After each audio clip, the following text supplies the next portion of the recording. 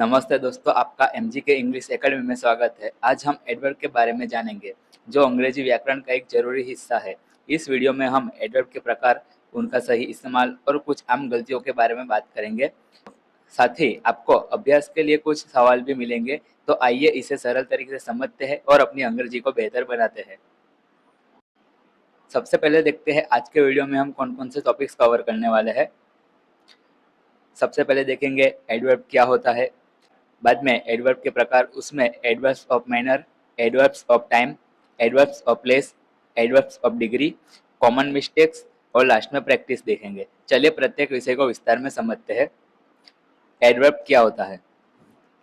Adverb एक ऐसा शब्द होता है जो किसी क्रिया मतलब कि वर्ब, विशेषण मतलब कि एडजेक्टिव या अन्य एडवर्ब के बारे में और जानकारी देते हैं। सरल शब्द में एडवर्ब यह बताते हैं कि कोई काम कैसे, कब, कहाँ या कितनी मात्रा में किया जा रहा है। एक एग्जाम्पल देखते हैं, उससे आपको और अच्छे से समझ में आएगा। ही रन फास्ट, यह फास्ट एडवर्ब है क्योंकि यह बताते हैं कि वह कैसे दौड़ता है। एडवर्ब का सिंपली मतलब होता है कि कोई काम किस तरह से हो रहा है, कहाँ पर हो रहा है, कब हो रहा है और कितनी मात्रा में हो रहा है, उसके बारे में जानकारी देना। चलिए देखते हैं अब एडवर्ब के अलग अलग प्रकार, उससे आपको और अच्छे से समझ में आएगा कि एडवर्ब का यूज किस तरह से होता है। एडवर्ब के चार मुख्य प्रकार होते हैं।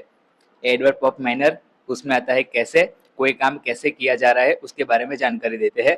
एडवर्ब ऑफ टाइम, कब, उसमें काम कब हुआ है उसके बारे में जानकारी देते हैं।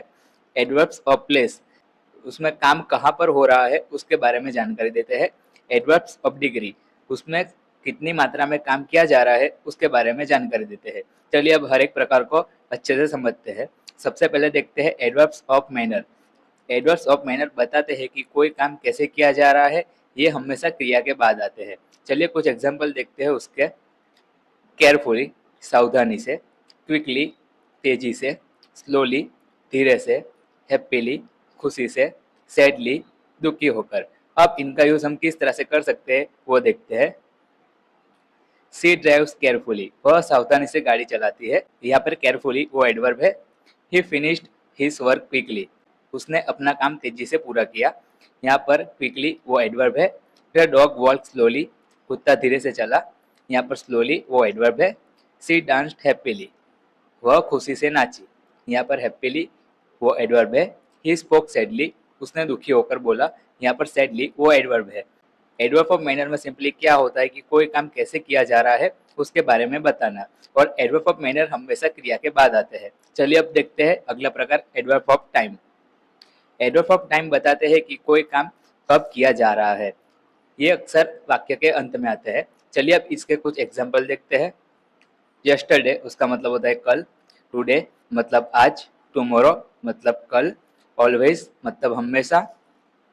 नेवर मतलब कभी नहीं। चलिए अब देखते हैं इनका यूज हम किस तरह से कर सकते हैं। सी विल कम टुडे, वह आ जाएगी। यहाँ पर टुडे वो एडवर्ब है। आई मीट हिम यस्टरडे, मैं उससे कल मिला। यहाँ पर यस्टरडे वो एडवर्ब है। They will to they will leave tomorrow, वे कल जाएंगे। यहाँ पर टूमोरो वो एडवर्ब है। ही ऑलवेज अराइव अर्ली, वह हमेशा जल्दी आता है। यहाँ पर ऑलवेज वो एडवर्ब है। सी नेवर लाइज, वह कभी झूठ नहीं बोलता। यहाँ पर नेवर वो एडवर्ब है। एडवर्ब ऑफ टाइम सिंपली क्या होता है, उसमें एडवर्ब ऑफ टाइम में सिंपली यह होता है कि कोई काम कब किया जा रहा है उसके बारे में जानकारी देना, और एडवर्ब ऑफ टाइम हमेशा वाक्य के अंत में आते हैं। चलिए अब आगे देखते हैं adverb of place. Adverb of place बताते हैं कि कोई काम कहाँ किया जा रहा है, ये क्रिया के बाद आते हैं। चलिए अब इसके कुछ एग्जाम्पल देखते हैं। हियर, उसका मतलब होता है यहाँ। देयर, उसका मतलब होता है वहाँ। एवरीवेयर, उसका मतलब होता है हर जगह। इनसाइड, उसका मतलब होता है अंदर। आउटसाइड, उसका मतलब होता है बाहर। चलिए अब देखते हैं इनका यूज हम किस तरह से कर सकते हैं। ही इज हियर, वह यहाँ है। यहाँ पर हियर वो एडवर्ब है।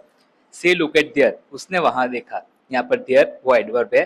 दे आर एवरीवेयर, वे हर जगह है। यहाँ पे एवरीवेयर वो एडवर्ब है। द कैट इज इनसाइड, बिल्ली अंदर है। यहाँ पर इनसाइड वो एडवर्ब है। दे आर वेटिंग आउटसाइड, वे बाहर इंतजार कर रहे हैं। यहाँ पर आउटसाइड वो एडवर्ब है। एडवर्ब ऑफ प्लेस हमेशा होता है कि कोई काम कहाँ पर किया जा रहा है उसके बारे में जानकारी देना। अब देखते हैं adverb of degree. Adverb of degree बताते हैं कि कोई काम कितनी मात्रा में किया गया है या किस चीज की तीव्रता कितनी है। अब देखते हैं उसके एग्जांपल्स। वेरी, उसका मतलब होता है बहुत। क्वाइट उसका मतलब होता है काफ़ी, ऑलमोस्ट उसका मतलब होता है लगभग, टू उसका मतलब होता है बहुत ज़्यादा, इनफ उसका मतलब होता है पर्याप्त। चलिए अब देखते हैं इनका यूज़ हम किस तरह से कर सकते हैं। सी इज़ वेरी इंटेलिजेंट, वह बहुत बुद्धिमान है। यहाँ पर वेरी वो एडवर्ब है। ही इज़ क्वाइट टायर्ड, वह काफ़ी थका हुआ है। यहाँ पर क्वाइट वो एडवर्ब है। The work is almost done, काम लगभग पूरा हो गया। यहाँ पर ऑलमोस्ट वो एडवर्ब है। The soup is too hot, soup बहुत ज़्यादा गर्म है। यहाँ पर टू वो एडवर्ब है। ही इज़ स्ट्रॉन्ग इनफ, वह प्राप्त रूप से मजबूत है। यहाँ पर इनफ वो एडवर्ब है। एडवर्ब ऑफ डिग्री में सिंपली होता है कि कोई काम कितनी मात्रा में किया जा रहा है उसके बारे में जानकारी देना। चलिए अब देखते हैं कुछ कॉमन मिस्टेक्स जो हम एडवर्ब का यूज करते समय करते हैं। चलिए अब देखते हैं उसके एग्जाम्पल। सी सिंग्स गुड, गुड एक एडजेक्टिव है लेकिन यहाँ हमें एडवर्ब की जरूरत है, तो इसको इस तरह से सही कर सकते हैं। सी सिंग्स वेल, हम लोग कई बार कई वाक्य में एडवर्ब की जगह पर एडजेक्टिव का यूज करते हैं, इसलिए वो वाक्य गलत होता है। आज के वीडियो में हम एडवर्ब के बारे में समझ रहे हैं, तो एडवर्ब का यूज किस तरह से करना है वो हमें सीखना है। इस वाक्य में गुड की जगह पर हमें विल का यूज करना है। चलिए अब आगे देखते हैं अगला example. He speak English fluent, fluent एक एडजेक्टिव है लेकिन यह एडवर्ब की जरूरत है। यहाँ पर हमने एडजेक्टिव का यूज किया है लेकिन हम एडवर्ब का यूज किस तरह से कर सकते हैं वो समझते हैं। ही स्पीक इंग्लिश फ्लुएंटली, इस तरह से फ्लुएंटली का यूज यहाँ पर हमें करना है। फ्लुएंट एक एडजेक्टिव है और फ्लुएंटली एक एडवर्ब है। इस तरह से हमें एडजेक्टिव की जगह पर एडवर्ब का यूज करके ये वाक्य सही होता है। चलिए अब आगे देखते हैं। दे रन फास्टली, फास्टली एक इनकरेक्ट एडवर्ब है, फास्ट सही शब्द है, तो इसको इस तरह से सही कर सकते हैं। They run fast. इस तरह से हमें कई बार एडवर्ब का गलत यूज करते हैं और वो वाक्य गलत हो जाता है। हमें ध्यान रखना है कि हमें सही एडवर्ब का यूज करना है और सही तरीके से वाक्य को लिखना है, तभी वो वाक्य सही होता है। चलिए अब आगे देखते हैं। She is very much happy, very much गलत है, वेरी का सही उपयोग करें। She is very happy. इस तरह से हम लोग कई बार एडवर्ब में कुछ ज्यादा वर्ड लिख देते हैं, उसकी वजह से वो वाक्य गलत हो जाता है। हमें जो जरूरी वर्ड्स होते हैं वही लिखने होते हैं, तभी वो वाक्य सही होता है। तो इस तरह से हमें ये गलतियां नहीं करनी चाहिए। अब आगे देखते हैं। The weather is too much hot, too much गलत है, टू का सही प्रयोग करें। इस वाक्य को हम इस तरह से सही कर सकते हैं। The weather is too hot, हमने इस वाक्य में भी कुछ ज्यादा ही वर्ड लिखे हैं, इस वजह से वो वाक्य गलत हो जाता है। हमें जो जरूरी वर्ड्स होते हैं वही लिखने हैं, तभी वो वाक्य सही होगा। तो इस तरह से हमें वो एडवर्ब का यूज करना है, ज्यादा वर्ड्स का यूज नहीं करना है। चलिए अब आगे देखते हैं क्या गलती नहीं करनी चाहिए। हमेशा ध्यान रखें कि एडजेक्टिव और एडवर्ब में अंतर है। तो जब हम लोग एडजेक्टिव का वाक्य बनाते हैं तब हमें एडजेक्टिव का यूज करना है, और एडवर्ब का वाक्य बनाते हैं तब एडवर्ब का यूज करना है। दोनों को मिक्स नहीं करना है। लेकिन कई बार हम लोग ये गलतियां करते हैं, तो हमें वो गलती नहीं करनी है और उसको अच्छे से सुधार के वो वाक्य सही करना है। एडवर्ब का सही रूप चुने, एडवर्ब का हमेशा सही रूप चुनना चाहिए। कई बार हम लोग एडवर्ब का गलत रूप चुनते हैं, उसकी वजह से वो वाक्य गलत हो जाता है। गलतियों को पहचाने और सुधारे। जब हम वाक्य गलत लिखते हैं तब हमें ध्यान रखना चाहिए कि वो वाक्य गलत होगा, तो उसको किस तरह से सही कर सकते हैं और उसको सही तरीके से लिखना है। चलिए अब आगे देखते हैं प्रैक्टिस। अब प्रैक्टिस करते हैं, नीचे दिए गए वाक्यों का सही एडवर्ब का चयन करें। हमें यहाँ पर कुछ एमसीक्यूज रखे हैं, उसके आंसर आप कमेंट सेक्शन में लिख सकते हैं, वहाँ पर हम लोग चेक कर लेंगे। अगर आपके सभी आंसर सही होते हैं तो आपको एडवर्ब का टॉपिक अच्छे से समझ में आ गया ऐसा समझ सकते हैं। चलिए तो देखते हैं सभी एमसीक्यूज। सी राइट्स, उसके बाद ब्लैंक है, उसमें आपको आंसर लिखना है। Option A quick, option B quickly, option C quicker, option D quickness. इसका आंसर आप कमेंट सेक्शन में लिख सकते हैं। दे अराइव्ड, उसके बाद ब्लैंक है। ऑप्शन ए है यस्टरडे, ऑप्शन बी है यस्टरडेज, ऑप्शन सी है यस्टर्ड, ऑप्शन डी है यस्टरिंग। चलिए अब अगला एमसीक्यू देखते हैं। ही लिव्स, उसके बाद ब्लैंक है। Option A there, option B theirs, option C thereon, option C there of. इसमें से जो आंसर सही होगा वो आप कमेंट सेक्शन में लिख दीजिए। अब नेक्स्ट एमसीक्यू देखते हैं। सी इज, उसके बाद ब्लैंक है और लिखा है इंटेलिजेंट।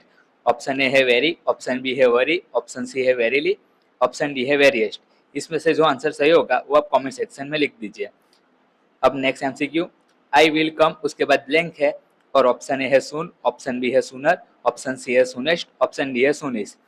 तो ये एमसीक्यू है, उसके आंसर आप कमेंट सेक्शन में लिख दीजिए, हम आंसर चेक कर लेंगे। अगर सभी आंसर सही होते हैं तो आपको एरर का टॉपिक अच्छे से आ गया वो समझ सकते हैं। अगर आपको ये वीडियो समझ में नहीं आया है तो आप फिर से देख सकते हैं। और आज के वीडियो में हमने जो भी समझा उसको रीड करना है तो उसकी पीडीएफ फाइल नीचे डिस्क्रिप्शन में रखी है, वहाँ से आप डाउनलोड करके रीड कर सकते हैं और अच्छे से समझ सकते हैं। आज के वीडियो में बस इतना ही दोस्तों। उम्मीद है कि अब आपको एडवर्ब के बारे में अच्छे से समझ हो गई होगी। अभ्यास करते रहिए ताकि आप इससे भी और अच्छे हो सके। अगर आपको यह वीडियो पसंद आया तो लाइक करें, शेयर करें और एमजी के इंग्लिश एकेडमी को सब्सक्राइब करना ना भूलें। हमें इंस्टाग्राम और फेसबुक पर भी फॉलो करें ताकि आप नए वीडियोस और टिप्स से जुड़े रहें। मिलते हैं अगले वीडियो में।